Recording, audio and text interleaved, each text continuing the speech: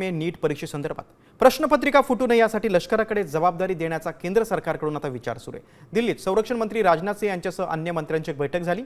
सध्या नीट पेपरफुटी प्रकरण देशभरात गाजतंय। त्यानंतर लष्कराची मदत प्रश्नपत्रिकांची गुप्तता राखण्याबाबत घेण्याविषयी सरकारमध्ये आता विचार सुरू असल्याची माहिती आहे।